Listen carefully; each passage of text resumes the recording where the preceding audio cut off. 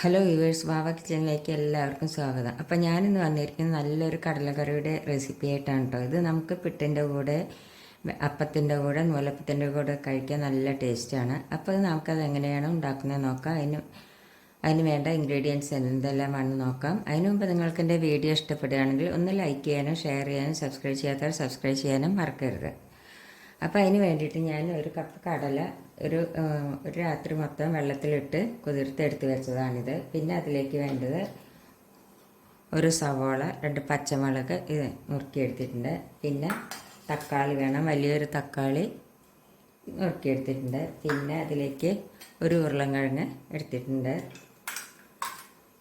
പിന്നെ അതിലേക്ക് പൊടികൾ, മല്ലിപ്പൊടി ഒരു 2 ടേബിൾ സ്പൂൺ എടുത്തിട്ടുണ്ട്. മുളക് പൊടി നമ്മുടെ എരിവിനനുസരിച്ച്, മഞ്ഞൾപ്പൊടി ഒരു 1/4 സ്പൂണ്, ഉപ്പ്, ഗരം മസാലപ്പൊടി 1 ടീസ്പൂണ്, പിന്നെ കുറച്ച് കുരുമുളക് പൊടി എടുത്തിട്ടുണ്ട്. പിന്നെ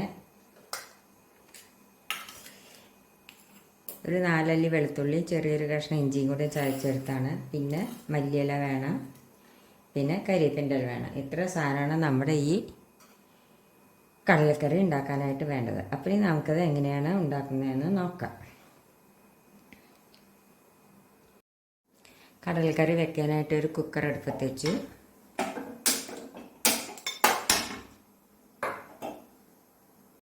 അതിലേക്ക് നമുക്ക് കുറച്ച് വെളിച്ചെണ്ണ, സൺഫ്ലവർ ഓയിൽ ഏത് വേണമെങ്കിലും ഒഴിച്ചു കൊടുക്കാം. ഞാനിപ്പോൾ വെളിച്ചെണ്ണയാണ് ഒഴിച്ചു കൊടുക്കുന്നത്.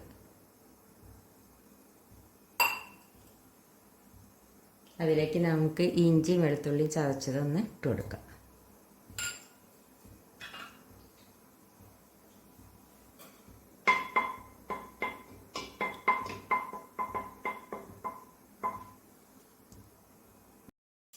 ഇഞ്ചി വെളുത്തുള്ളിയും ചതച്ചത് മൂത്ത് കഴിഞ്ഞ് അതിലേക്ക് നമുക്ക് ഈ സവോളയും 2 സവോള എടുത്തിട്ടുണ്ട് കേട്ടോ. സവോളയും പിന്നെ പച്ചമുളകും കൂടി ഇട്ട് കൊടുക്കാം. ഇതൊന്ന് വഴറ്റിയെടുക്കട്ടെ. വേഗം വഴന്നിട്ടാനായിട്ട് നമുക്ക് കുറച്ച് ഉപ്പിട്ട് കൊടുക്കാം.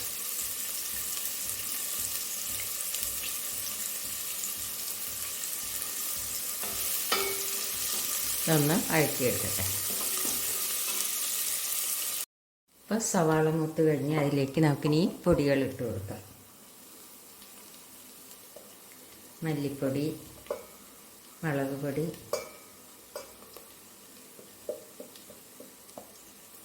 കുരുമുളക് പൊടി. ഇതൊന്ന് വഴറ്റട്ടെ.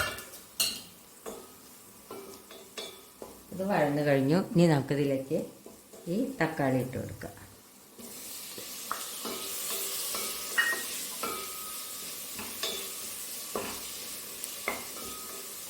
തക്കാളി നല്ലപോലെ ഒന്ന് വഴലട്ടെ. അപ്പോൾ തക്കാളി നല്ലപോലെ വഴന്ന് കഴിഞ്ഞ് ഞാൻ അതിലേക്ക് കരിവേപ്പിൻ്റെ ഇല ഇട്ട് കൊടുക്കാൻ മറന്നു കേട്ടോ. കരിവേപ്പിൻ്റെ ഇല ഇട്ട് കൊടുക്കാം. ഇനി നമുക്കിതിലേക്ക്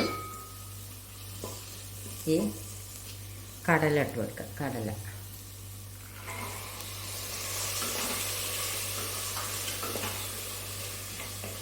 ഇതിലേക്ക് നമുക്ക് ഈ ഉപ്പും മഞ്ഞൾപ്പൊടി ഇട്ട് കൊടുക്കാം.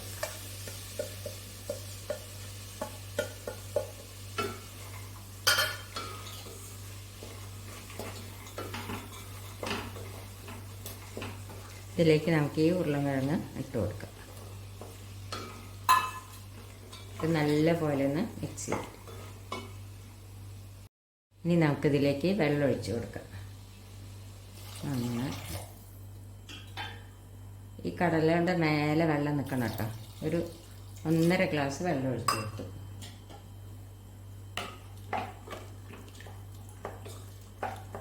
ഇനി ഹൈ ഫ്ലെയിമിൽ ഒരു വിസിലും ലോ ഫ്ലെയിമിൽ ഒരു 4 വിസിലും വരട്ടെ.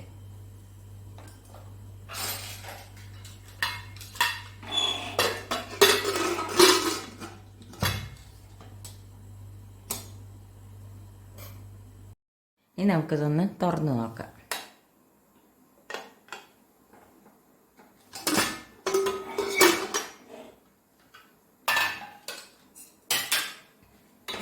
കടലയൊക്കെ നല്ലപോലെ വെന്തിട്ടുണ്ട്. നല്ല കൊഴുത്ത കടലക്കറി കഴിഞ്ഞ് നമുക്കിതിലേക്ക് ഈ ഗരം മസാല ഇട്ട് കൊടുക്കാം. ഇനി ഒന്നൊന്ന് തിളപ്പിക്കട്ടെ.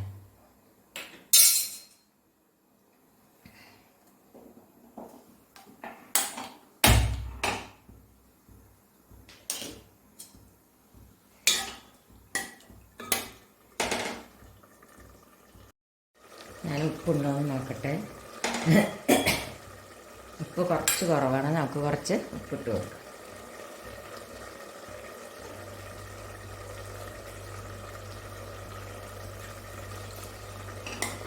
അപ്പം നമ്മുടെ കടലക്കറി റെഡിയായി. ഇതിലേക്ക് നമുക്ക് കുറച്ച് കരിയേപ്പിൻ്റെ ഇലയും മല്ലിയിലയും കൂടി ഇട്ട് കൊടുക്കാം. നമുക്ക് ഗ്യാസ് ഓഫ് ചെയ്യാം.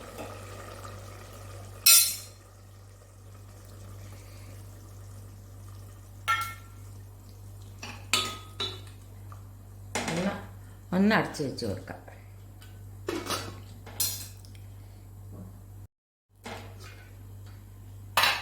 ഇപ്പം നമ്മുടെ പിട്ടിൻ്റെ കൂടെയും വെള്ളയപ്പത്തിൻ്റെ കൂടെയും നൂലപ്പത്തിൻ്റെ ഒക്കെ കൂടെ കഴിക്കാൻ പറ്റിയ കടലക്കറി റെഡിയായി. എല്ലാവരും ഇതൊന്നും ഉണ്ടാക്കി നോക്കുക. ഇഷ്ടപ്പെടുകയാണെങ്കിൽ ഒന്ന് ലൈക്ക് ചെയ്യാനും ഷെയർ ചെയ്യാനും സബ്സ്ക്രൈബ് ചെയ്യാനും മറക്കരുത്. താങ്ക്